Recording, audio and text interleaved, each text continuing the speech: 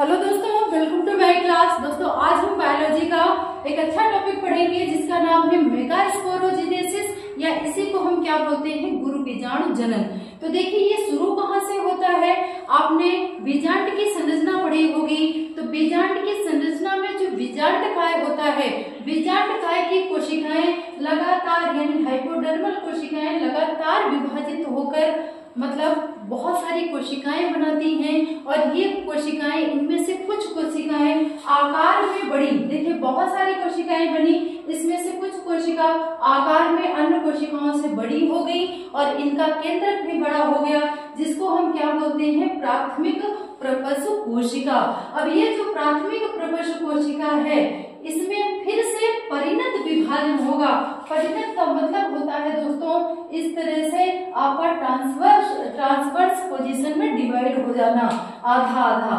तो ये विभाजित होकर दो और कोशिकाएं बनाएगी, जिसमें से ऊपर वाली कोशिका प्राथमिक भित्ति कोशिका और नीचे वाली कोशिका प्राथमिक बीजाणु जनक कोशिका कहलाएगी। अब ये जो प्राथमिक कोशिका है, इनमें और विभाजन होगा, प्राथमिक भित्ति कोशिका बनेगी और अन्य कोशिकाओं का समूह बनाएगी। लेकिन ये जो गुरु बीजाणु कोशिका है, ये यहाँ पे विभाजन नहीं करेगी, ये आकार में बढ़ने लगेगी और आकार में बढ़ने के बाद अपना केंद्रक भी आकार में बड़ा कर लेगी। और यहाँ पे देखिए ये नीचे की तरफ बढ़ रही है, आपस में भित्ति कोशिका यहीं पे गुणक काम कर रही है, यहीं बस विभाजित हो रही है, आगे की तरफ ही नहीं बढ़ रही, ठीक है।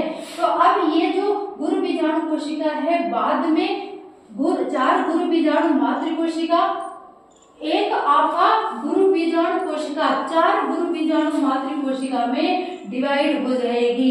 अब ये चार गुरु बीजाणु मातृ कोशिका आगे चलकर क्या करेंगी, तीन ये जो कोशिकाएं हैं ये तो नष्ट हो जाएंगी, ठीक है, नष्ट हो जाएंगी। और ये जो लास्ट वाली कोशिका है गुरु बीजाणु की, ये ही आगे विकसित होकर किसका निर्माण करेगी, क्रियाशील गुरु बीजाणु बनाएगी या भ्रूण कोश का निर्माण करेगी, जिसे हम मादा युग्मकोद्भिद भी कहते हैं।